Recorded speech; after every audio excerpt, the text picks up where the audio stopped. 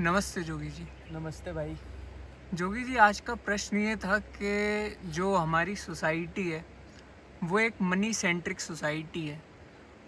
दुनिया में हर चीज़ को पैसों से तौला जाता है। जैसे अगर कोई सफल है या नहीं है तो जनरली यही देखा जाता है कि उसके पास कितना पैसा है। उसके पास अगर ज़्यादा पैसा है तो उसे सफल माना जाता है, अगर नहीं है तो उसे असफल माना जाता है।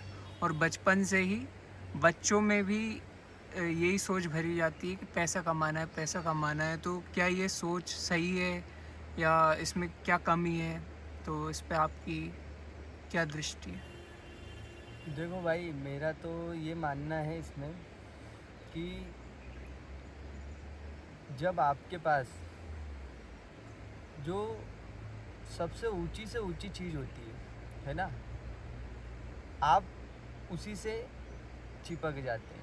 और जब आपको समझ में आएगा कि नहीं, इससे ऊपर कुछ हो सकता है, तभी आप उसको छोड़ोगे जो आपने पहले से जो आपने पकड़ा हुआ है। तो धन का भी ऐसा ही है। देखिए, धन एक समय पर हमारे लिए बहुत ज़रूरी होता है ना। धन के बिना, जैसे बोला जाता है ना, भूखे भजन ना होए गोपाला।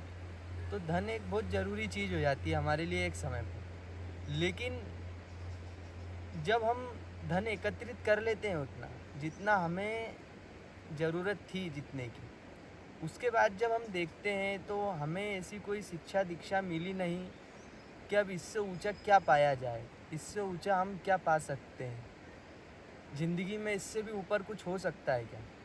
जब हमें इसका नहीं पता होता है तो हम क्या करते हैं, फिर उसी धन को और रिपीट करते हैं। मतलब क्योंकि अभी तक जो देखा था, जो जाना था, वो यही जाना था कि यार पैसा कमाओ, वही सबसे बड़ी बात है। क्योंकि पैसे से हर सुख सुविधा आ रही है, सुख मिल रहे हैं कई प्रकार के ना, और वो किसी और चीज़ से नहीं मिल रहे।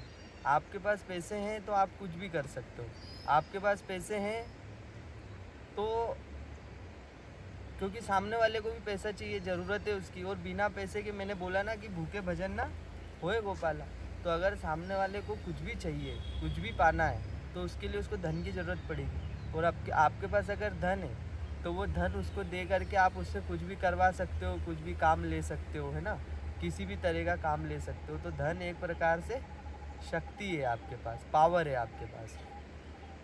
तो जब आप देखते हो कि इसमें भले ही इसमें मुझे शांति नहीं मिल रही है, इसमें मेरे को कोई सुकून नहीं मिल रहा है, लेकिन इससे आगे भी तो कुछ नहीं है, इससे ऊपर भी तो कुछ नहीं है पाने के लिए। तो करूं क्या? फिर दो ही ऑप्शन बचते हैं आपके पास, या तो मर जाओ या और धन कमाओ, और धन कमाओ, और धन कमाओ। तो आदमी मरेगा क्यों भाई? मरना तो चाहता नहीं है। तो उन्होंने उसी को पैमाना बना दिया। क्या पैमाना बना दिया? कि जिसके पास जितना धन है वो उतना सफल है, जिसके पास जितना धन है उसका उतना सम्मान किया जाएगा, जिसके पास जितना धन है, वो धन को ही उन्होंने मापदंड बना लिया है समाज में एक तरह से, है ना। अगर आप वास्तविकता में उसकी पड़ताल करोगे तो क्या मिला किसी को धन से? आज तक क्या मिला मुझे बताओ ना। कौन है जो धन से, जिसको मोक्ष मिल गया हो, जिसमें धन से सुकून मिल गया हो, एकदम परमानेंट शांति और आनंद की स्थिति में जी रहा हो, और वो इतना परिपूर्ण हो चुका है कि अब वो दूसरों के लिए जी रहा है? कौन, किसको मिला धन से ऐसा? बाकी धन ने लोगों को बर्बाद ही करा है। ज़्यादातर हमने देखा है, जिसके पास धन आया है उसने अपना भी बुरा करा है अंततः, और उसने समाज का भी बुरा करा है ना। तो कौन है ऐसा जिसका धन से बहुत उद्धार हो गया है? ऐसा तो कोई भी नहीं है। तो वो एक तरह से है तो टट्टी। और टट्टी मतलब क्या? जिसको हम एक गंदी चीज़ बोल रहे हैं, यूज़लेस चीज़ बोल रहे हैं, वो वही तो यूज़लेस है। जो हमको चाहिए वो उसको वो दे नहीं सकती। तो मुझे अगर शांति चाहिए, मैं जब शांति बोलता हूँ तो वो जो शराब पीने के बाद शांति आती है, वो शांति नहीं है। आप इस चीज़ का ध्यान रखना। उस शांति की बात नहीं कर रहा हूँ मैं, जो सोकर मिलती है, उस शांति की बात नहीं कर रहा हूँ मैं। मेरी शांति परमानेंट शांति, सतत शांति, जो सबको चाहिए। कोई भी एक पल के लिए भी दुखी नहीं रहना चाहता, एक पल के लिए भी अशांत और जलन से भरना नहीं चाहता है किसी के प्रति। सबको शांति परमानेंट और अटूट चाहिए। उस शांति की बात कर रहा हूँ मैं। वो मिल रही क्या धन से? कतई नहीं मिल रही है। सुकून मिल रहा है, आनंद मिल रहा है, एकदम कोई आज़ादी मिल रही है धन से ऐसी कि बिल्कुल हाँ, अब मैं किसी भी मेरी जो मानसिक, जो मेरे अंदर जो बंधन है बैठे हुए, वो धन से वो वाली आज़ादी मिल रही कि मैं बाहरी गुलाम थोड़ी ना होता है इंसान, बाहरी चीज़ों का गुलाम थोड़ी ना होता है इंसान। इंसान यहाँ से बंधा होता है, उसकी धारणाएं, उसकी मान्यताएं, उसके अंदर जो अस्पष्टता होती वो उसको बांध के रखती है। तो उससे आपका धन आपको कैसे आज़ाद करवाएगा, मुझे बताओ ना आप। आपको मौत से डर लगता है, आपको मौत से डर लगता है, अब आपको धन इससे कैसे मुक्त कराएगा, इस डर से धन आपको कैसे मुक्त कराएगा। अभी हमने देखा है बड़े बड़े सेलिब्रिटीज़ होते हैं, स्टार होते हैं, उनके पास बहुत धन है, ठीक है, और जब आप उनका जीवन देखोगे तो वो पता चलेगा वो गुटखा बेच रहे हैं, पाउच बेच रहे हैं, है ना, ये बेटिंग एप्स का प्रचार कर रहे हैं। तो आप देखो ना कि धन मिलने के बाद उनको क्या मिला, कुछ नहीं मिल रहा वो। और हमने कई ऐसे संत भी देखे हैं जिनके पास धन नहीं है लेकिन उनका जीवन उन्होंने समर्पित कर दिया है समाज के लिए। तो जब हम बोलते हैं कि धनवान व्यक्ति, तो धनवान मतलब हम क्या बोल रहे हैं। अगर मान लो आप ऐसा देखो कि एक व्यक्ति है, वो उसके पास बहुत एक व्यक्ति है, उसके पास बहुत पैसा है, ठीक है, और आपको वो कहीं पे भीख मांगता हो नज़र आए, तो आप क्या बोलेंगे, मतलब मूर्ख बोलेंगे ना उसको। तो वैसा ही तो हम देख रहे हैं, मतलब कि जिनके पास बहुत धन है वो भी तो भीख ही मांगते हैं, वो अपने ऊपर किसी धनवान से भीख मांग रहे होते हैं, और जो धनवान है उसके ऊपर वो अपने ऊपर किसी धनवान से भीख मांग रहा होता है। तो ये जो भीख मंगापन है ये कहाँ ख़त्म हो रहा है धन से, ये तो ख़त्म हो ही नहीं रहा है। और हमने ऐसा देखा है, ऐसे संतों को देखा है हमने जिनके ठाठ ही अलग हैं, जिनको देखकर लगता है कि इन्हें कुछ मिल गया है वास्तव में, इनके पास ऐसा कुछ है कि ये किसी से मांग नहीं रहे, है ना, और लोग जाकर इनसे मांग रहे हैं, और उनके अंदर जो ठसक होती है वही एक अलग होती है, और जो देने का भाव होता है वही एक बहुत प्रभावित कर जाता है कि मतलब ये जो अंदर से परिपूर्णता जो होती है ये थोड़ी ना मिल जाएगी धन से, और यही तो हमको चाहिए वास्तव में। इसके अलावा कुछ है क्या चाहिए जो बताओ आप मुझे, बताओ। अब एक मेरे अंदर एक क्वेश्चन उठ रहा है, पर वो पता नहीं अब वो मुद्दे से अलग ना हो जाए थोड़ा, कि मतलब जैसे जनरली लोग ये बोलते हैं कि ये खुशी और गम जो है वो ज़िंदगी का हिस्सा होते हैं दोनों। तो सिर्फ खुशी खुशी नहीं होती जीवन में, सिर्फ मतलब गम भी होना चाहिए, गम है तभी तो खुशी खुशी लगती है, इस टाइप की बातें होती हैं। और ये आनंद वगैरह की बातें तो सिर्फ संतों के लिए होती हैं, उस टाइप की बातें ये ज़्यादा प्रचलित हैं, तो इसलिए व्यक्ति कभी उस आनंद के बारे में सोचता भी नहीं है, जिसे आप बोल रहे हैं कि परम शांति जो एक स्थिति हमेशा बनी रहे। आदमी आनंद के बारे में कैसे नहीं सोचता, दिन भर वो आनंद की, जब वो सुख की तलाश में जा रहा होता है तो वो ये सोचकर थोड़ी जाता है कि ये जो मैं सुख पाने जा रहा हूँ जिस चीज़ से, इससे अभी थोड़े दिन में मुझे सुख मिलना ख़त्म हो जाएगा, बंद हो जाएगा। जब एक लड़की से कोई शादी करता है तो ये सोच के थोड़ी करता है कि अभी 6 महीने बाद हमारे झगड़े शुरू हो जाएंगे, उसके बाद ये मेरे ऊपर केस लगाएगी, उसके बाद ये रोज़ मुझे टॉर्चर करेगी, ये सोचकर थोड़ी। वो तो लड़की को जो पाना चाहता है वो तो आनंद समझ के ही पाना चाहता है, मतलब जो सुख होता है वो आनंद बनकर ही तो आपको प्रभावित करता है। अगर आपको पता चल जाए कि ये जो सुख है इसके पीछे दुख छुपा हुआ है, इसके पीछे गम छुपा हुआ है, और ये गम पर ही आधारित खड़ा हुआ है, तो आपका आकर्षण ही टूट जाएगा, आकर्षण ही ख़त्म हो जाएगा। तो ये तो पता ही नहीं होता ना आपको। तो और अगर मान लो कि किसी को ये पता चल गया कि ये जो सुख है इसके पीछे दुख छुपा हुआ है, ये तो मुझे चाहिए ही नहीं सुख, ठीक है, तो फिर क्या चाहिए, जिएगा तो चाहिए तो तब भी ना कुछ, तो आनंद तो चाहिए ही चाहिए उसको। और फिर जो ऐसा बोल रहे हैं नहीं हमें तो दुख भी चाहिए सुख भी चाहिए, दुख है तो सुख है, सुख है, तो पहली बात तो ऐसा कोई है नहीं। अगर आप अपनी अच्छे से पड़ताल करेंगे तो ऐसा कोई नहीं होता है जिसको दुख भी चाहिए।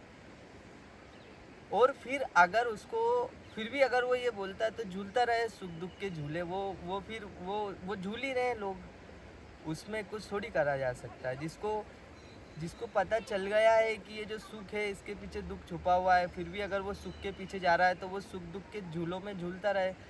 और जो बोल रहा है कि संतों के लिए है आनंद, तो हाँ, तो संतों के लिए है ही, और तुम्हें नहीं चाहिए तो तुम्हारे लिए नहीं है। आनंद ज़बरदस्ती की थोपने वाली बात थोड़ी है, जिसको चाहिए उसके लिए है, और जिसको मिल गया वो संत है। बाकी सुख दुख के झूले तो सभी झूल रहे हैं, और सुख दुख के झूले बोलने पर भी ऐसा लगता है कि सुख कुछ मिल रहा है, कम से कम सुख मिल रहा है। नहीं, दुख दुख के झूले बोलो आप उसको, क्योंकि वो जो सुख मिल रहा है वो भी दुख का ही आपके अभाव है और कुछ नहीं है। सुख अपने आप में आपको क्या मिल गया? जिस समय आपको दुख नहीं, जिस समय आपका दुख दब गया था, छुप गया था, उस स्थिति को आप सुख का नाम दे रहे हो बस। तो दुख दुख के झूले ही है, छुपा हुआ दुख, उजागर दुख। उजागर दुख को आप दुख बोल देते हो, छुपे हुए दुख को आप सुख बोल देते हो, इतना ही है बस सुख। और क्या है? क्या है सुख? मतलब जब जब जो इनसे ऊपर गया है, संतों से पूछोगे तो वो बताएंगे आपके सुख क्या है। मतलब दो कौड़ी के सुख, दुख ही है वो, दुख ही है वो, सुख है ही नहीं। सुख क्या होता है? मतलब आप किसको सुख बोलते हो? आप किसको सुख बोलते हो? आप बोलते हो कि संभोग कर लेते हैं तो सुख मिल जाता है। और क्या सुख होता है? सो जाते हैं तो सुख मिल जाता है, कुछ खा लेते हैं तो सुख मिल जाता है, यही है सुख। हाँ, और एक क्या? व्यक्ति अपने अंदर क्या? अच्छा महसूस करता है। मतलब यही ना कि संभोग कर लिया तो सुख मिल गया। हाँ हाँ। जब आप संभोग करते हो, या जब आप शराब पी लेते हो, आप नशा कर लेते हो, तो आप बोलते हो सुख मिल गया मुझे, है ना? क्या सुख है? और आपके आप आप ठंडे में बैठे हो, आप एसी में बैठे हुए हो, बाहर गर्मी पड़ रही, तो आप बोल रहे हो हाँ ये सुख है मेरे लिए, यही सुख है आपके लिए। और मानसिक सुख होते हैं कुछ, कि मैंने अच्छे कपड़े पहन लिए, वो सामने वाले ने गंदे कपड़े पहने हुए हैं, और उसको देखो, और वो मुझे देख के वो सोच रहा है ये कितना अच्छा कपड़ा पहना इसने, तो ये सुख है आपके लिए कि मैंने अपने सुंदर कपड़े लोगों को दिखा दिए, मैं एक बड़ी गाड़ी लेके आ गया, वो लोगों ने देख ली, है ना, और वो जल गए थोड़ा सा मुझसे, ये लोगों को जला देना, ये सुख है आपके लिए। और कुछ सुख है तो मुझे बताओ, आप थोड़ा उसकी पड़ताल कर लेंगे फिर। इस तरह के मानसिक सुख हैं आपके। और कुछ दैहिक सुख बताए मैंने, कुछ खा लिया, कुछ सो गए, संभोग कर लिया, ये तो शारीरिक सुख हो गए। मानसिक सुख ये, वो जल गया मुझसे, वो जल गया, उसने थोड़ा मेरा सम्मान कर दिया, ये सुख है आपके लिए। ये मूर्खताओं पे आधारित सुख है आपके। तो ये क्या वास्तव में सुख है? ये क्या वास्तव में सुख है? और ऐसे ही आपके दुख भी हैं। आपके दुख कोई इससे ऊंचे तो है नहीं। कोई नहीं जला आपसे तो ये दुख हो गया आपका। किसने आपका सम्मान नहीं करा तो ये दुख हो गया आपका, है ना? ये इस तरह के संभोग नहीं मिला आपको, ये दुख हो गया आपका, शारीरिक दुख हो गया। कोई बहुत स्वादिष्ट पकवान नहीं मिला आपको तो ये आपका दुख हो गया। यही आपके दुख भी हैं। ना आपके दुख बढ़े ना आपके सुख बढ़े, क्योंकि आप ही बड़े नहीं हो ना, आप छोटे हो। आप जैसे आप हो वैसे आपके सुख और दुख हैं, और वैसे ही बने रहने में संतुष्टि किसी को नहीं मिली आज तक, जिस संतुष्टि की हम बात कर रहे हैं। और हमारा स्वभाव नहीं है इतना छोटे बने रहना, हमारा स्वभाव नहीं है, इसीलिए हम वहाँ पे आनंदित नहीं है, हम वहाँ पे सेटल नहीं हो पाते कभी भी। वो सुख दुख में हम उलझे रहते हैं, और उसी से निकलना जीवन का उद्देश्य है। और धन से कभी ये नहीं हो पाया है किसी के साथ में। ये जो बात है, ये जब जन जन तक पहुँचेगी, जब लोगों को ये बात समझ में आएगी, जब बच्चे को ये बात समझाई सिखाई जाएगी, तब जाकर के ये जो मनी सेंट्रिक सोसाइटी है इससे हम बाहर निकल पाएंगे ना, नहीं तो यही चलता रहेगा। और कई बार लोगों को लगता है कि फिर मतलब तो अभी जो कर रहे हैं हम धन को लेकर, जो हमारी दौड़ चालू थी, फिर उसे छोड़ देंगे तो फिर मतलब करें क्या? अरे जो भी इसको कर रहे थे। छोड़ना भी तो करना हुआ ना, पहले वो तो करो। इसको आप बंद करोगे तो आपके पास में समय बचेगा। जैसे मान लो मैं हूँ, ठीक है, मुझे ये तो हमको पकड़ के चलना पड़ेगा कि मुझे आनंद चाहिए, ठीक है ना, मुझे मोक्ष चाहिए, मुक्ति चाहिए, मुझे ये सब जंजाल से निकलना है, ठीक। ये हम पकड़ के चल रहे हैं, ये हम इस पे ही पूरी बातचीत हो रही है। अगर किसी को नहीं चाहिए तो उसके लिए ये चर्चा भी नहीं है। तो अगर मुझे आनंद चाहिए, मुझे मुक्ति चाहिए, मुझे हर चीज़ को लेकर के स्पष्टता चाहिए। और मैं अभी तक धन के पीछे भाग रहा था, तो मुझे धन के पीछे ना भागने से क्या मिलेगा? उस समय जो मैं धन के पीछे भाग रहा था, वो जो समय मैं धन के पीछे भागने में खर्च कर रहा था, वो समय मिलेगा मुझे, और उस समय को फिर मैं कहीं और दूसरी जगह प्रयोग कर पाऊंगा जहाँ से मुझे ये चीज़ मिल सकेगी। तो जो धन के पीछे भागना था वो तो मुझे समझ में आ गया था कि व्यर्थ है, इससे तो आज तक मिला नहीं, और ना कोई ऐसा मिला जिसको मिला, तो वो चीज़ मैंने बंद करी। अब उससे जो मेरा समय बचा मेरे पास में, उसको मैं दूसरी दिशा में लगा पाऊंगा ना, और दूसरी दिशा से मिलेगा। मैं ऐसा नहीं बोल रहा हूँ, मैं नहीं बोल रहा हूँ कि आपको दूसरी दिशा से मिल जाएगा, लेकिन आप वहाँ प्रयोग तो कर पाओगे। नहीं तो क्या होगा, वही धन के पीछे भागते भागते भागते भागते ख़त्म हो जाओगे एक दिन।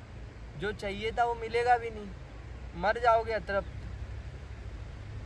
माया मिली ना राम, धन भी नहीं मिलेगा, क्योंकि जितना धन आपको चाहिए उतना मिलेगा ही नहीं कभी, क्योंकि आपको धन चाहिए ही नहीं। आपको धन के माध्यम से कुछ चाहिए, धन किसी को नहीं चाहिए ना।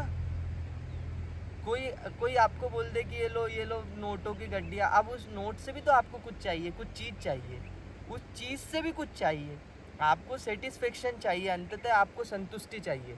और जब उस चीज़ से वो संतुष्टि मिलना बंद हो जाती है, तो आप दूसरी चीज़ के पीछे भागते हैं, दूसरी चीज़ से मिलना बंद हो जाती है, तीसरी चीज़ के पीछे भागते हैं, और इन चीज़ों के लिए आपको धन की आवश्यकता होती है, तो आप बोलने लगते हैं मुझे तो बस धन चाहिए। आपको अंततः संतुष्टि चाहिए, संतुष्टि आपको किसी चीज़ से मिल नहीं रही है, और जो चीज़ आपने पहले धन से ली थी, उससे जो संतुष्टि मिली थी, वो संतुष्टि आपको और ज़्यादा खोखला कर कर के जाती है, वो संतुष्टि भी नहीं होती है। वो जो आपको थोड़ा सा एहसास हुआ था कि कुछ मिल गया, वो पहले से और ज़्यादा दरिद्र करके जाता है। तो अब आप और ज़्यादा धन के पीछे भागते हैं, उससे कोई और बड़ी चीज़ पाने के लिए। तो ये जो चीज़ों में आप खोज रहे हैं, ये जो आप धन में खोज रहे हैं, ये तो नहीं मिला ना आपको। ये तो कॉमन सेंस की बात है, इसमें तो कोई बहस, कोई दो राय हो ही नहीं सकती।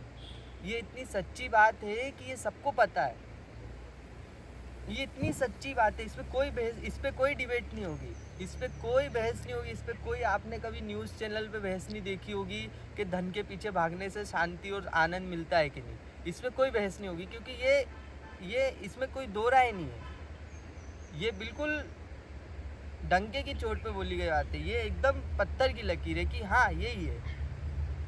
लेकिन अब इसको हम इग्नोर कैसे कर देते हैं, मुझे ये समझ में नहीं आता, क्योंकि शिक्षा का अभाव है, क्योंकि वैसा हमारा समाज नहीं है। ये बात लोगों तक जब जन जन में ये बात प्रचलित और आम हो जाएगी, और टेबू माना जाएगा जब मूर्खता को, तब ये बदलाव आएंगे ना।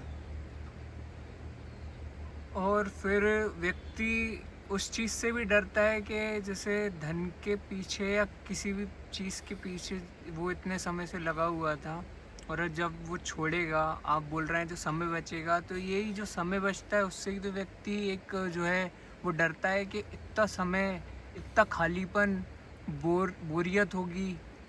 तो ये भी एक कहीं ना कहीं उसकी पीड़ा का कारण होता है। देखो मेरी बात सुनो, ये हम जो अपरिचित है उससे डर लगता है।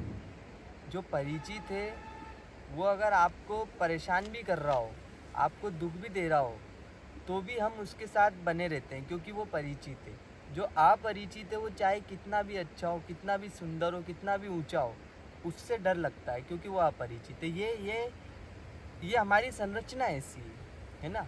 तो इसको जान करके इससे तो निकलना ही पड़ेगा ना, कि जिस जगह पे मैं अभी हूँ वहाँ पर तो दुख है ही, ये तो कंफर्म है। वहाँ से तो दुख, वहाँ पर तो मैं परेशान हूँ ही, ये तो जानना पड़ेगा हमको, ये तो हम जान रहे हैं। कि जैसे अभी मैं बोल रहा हूँ ना, कि ये बातें उनके लिए जो वास्तव में जानना चाहते हैं, जो वास्तव में दुखी हो चुके, जो समझते हैं अपनी स्थिति थोड़ी सी है ना, जो अपने धन में अभी गोते लगा रहे हैं, अपने सुख दुख के झूलों में आनंद में, उनकी बात भी नहीं हो रही है। तो अगर मैं ये जान चुका हूँ कि जहाँ मैं हूँ यहाँ तो निश्चित दुख है, अब इसके बाहर क्या है, दुख है कि सुख है, मुझे पता नहीं है, ठीक है, तो मैं बाहर जाऊँगा ना, समझदारी ये कहती है, क्योंकि संभावना है ना बाहर। यहाँ तो संभावना ही नहीं है, यहाँ तो संभावना है ही नहीं, संभव ही नहीं है,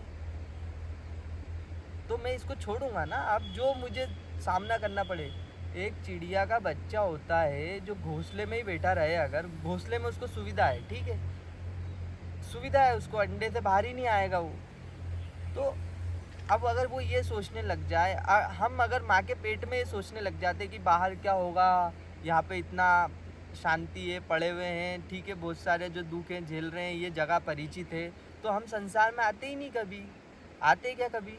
हम अंदर पेट में बैठे बैठे सोचते रहते, अरे बाहर जाएंगे पता नहीं क्या होगा, ओ खाना भी खुद खाना पड़ेगा, खुद कमाना पड़ेगा, खुद ये सब चीज़ें करनी पड़ेगी, बाप रे बाप पता नहीं क्या हो जाएगा। तो ये जब ये अंधकार, ये दुख, ये गुलामी, ये बंधन जो हम जो अंदर पड़े हुए हैं, जो बिल्कुल ही पूरी तरह से समर्पित पड़े हुए हैं अंदर, ठीक है, हिल भी नहीं पा रहे हैं, कुछ नहीं कर पा रहे, यही स्थिति अच्छी। तो हम बाहर आते क्या, हम देख पाते क्या फूलों को, इनको, ये नज़ारा देख पाते क्या, ये सूर्य को देख पाते क्या, इतना बड़ा संसार देख पाते क्या, बोध को ये समझ पाते क्या, समझ क्या होती, इसको जी पाते क्या ज़िंदगी कभी? तो ये तो हमको निकलना ही पड़ेगा ना उस चीज़ से। वो अपरिचित में तो जाना ही पड़ेगा, उसको देखना ही पड़ेगा, उससे आपको नज़र मिलानी पड़ेगी।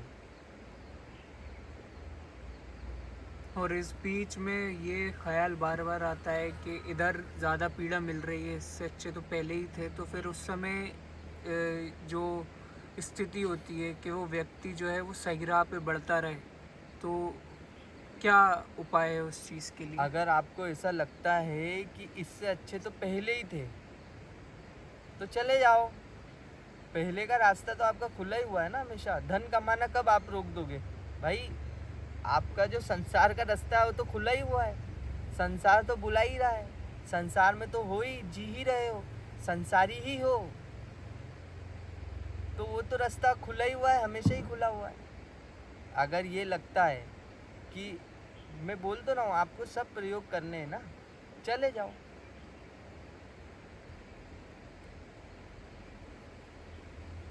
वो और रास्ता तो सदा खुला हुआ है। और एक बात लोगों को बहुत वही है कि भय लगता है उस बात से। वो बोलते हैं ना कि माया मिली ना राम, तो राम नहीं मिली तो इससे अच्छे माया ही भोग लो। तो वो चीज़ से फिर कैसे बचा जाए जब ये ख्याल वही है कि बार बार दिमाग में आता है कि राम की तरफ जो है वो झुकाव बना रहे। राम की तरफ झुकाव प्रेम से बना रहेगा ना, समझ लो। जब आपको पता चलेगा कि संसार में क्या चल रहा है, संसार की असलियत पता चलेगी, जब आपको इस पीड़ा का अनुभव होगा कि जहाँ पर हो वहाँ पर कितने कष्ट में हो, तो अपने आप राम की तरफ झुकाव होगा। जब आप अपने आप को देखना नहीं चाहते, जब आप संसार को समझना नहीं चाहते, तो राम की तरफ कैसे झुकोगे? राम को अपने आप में थोड़ी समझोगे आप। आपको अपने आप को समझने की ज़रूरत है, आपको अपनी स्थिति को समझने की ज़रूरत है। ये स्थिति आपको सेटल ही नहीं होने देगी ना जहाँ पे आप हो वहाँ पे।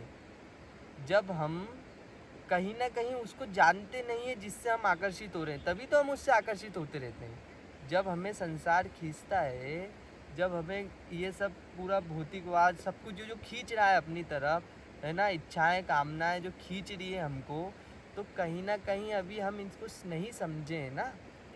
जब हम इसको समझ लेंगे तो हमको कैसे आकर्षित करेगी, ये कैसे खींचेगी? संभव ही नहीं है, कैसे खींच लेगी? तो हमको इसको समझते रहना है। जब ये बुलाए, जब ये खींचे, तो इसकी पूरी पड़ताल करना है ना उसी वक्त, अच्छे से कि क्या मिल जाएगा। ठीक है, हम तुम्हारे पास आते हैं, क्या दे दोगे तुम? आपको जो कल्पना शक्ति मिली, इसका उपयोग कब करोगे? इस कल्पना का उपयोग करना है हर व्यक्ति को। ये जो हमको कल्पना शक्ति मिली, इसका सिर्फ हमको ये डर बढ़ाने के लिए नहीं मिली, ये इसीलिए मिली कि आप कल्पना करके सोच सको कि आपको वो चीज़ मिल गई है। अब तो क्या मिल गया, मतलब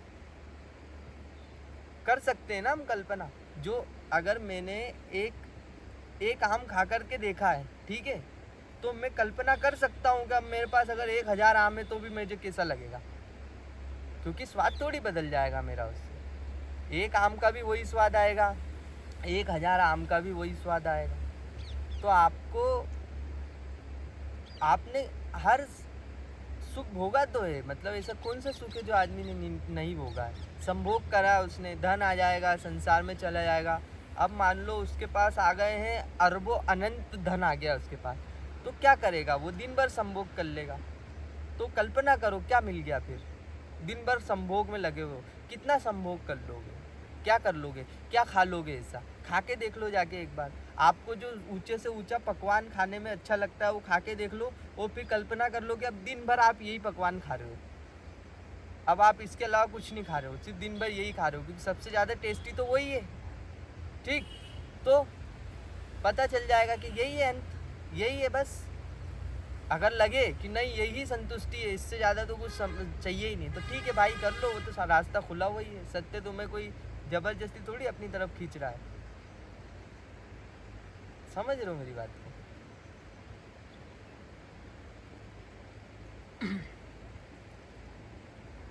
तो इस पूरी बात का आप संक्षेप में कुछ 2-4 आखिरी में कुछ सार बताना चाहेंगे, 2-4 लाइन में? संक्षेप में क्या बताऊँ मैं? संक्षेप में कुछ नहीं है मेरे पास में। ये है कि बस समझना पड़ेगा सबको, और ये बात लोगों को समझाना पड़ेगी, और पहले खुद समझना पड़ेगी, फिर दूसरों को समझाना पड़ेगी। पहले खुद जागो, फिर सबको जगाओ। यही सबसे ऊंचा कार्य है, और यही होना चाहिए, और यही कर रहे हैं हम। और बस यही है उत्तर कि अगर आपको लगता है कि कुछ गलत चल रहा है तो देखो, पहले अपने अंदर का गलत मिटाओ, फिर बाहर का गलत मिटाओ। यही सबसे ऊंचा काम है। संक्षेप में कुछ नहीं है, संक्षेप क्या होता है। धन्यवाद जोगी जी।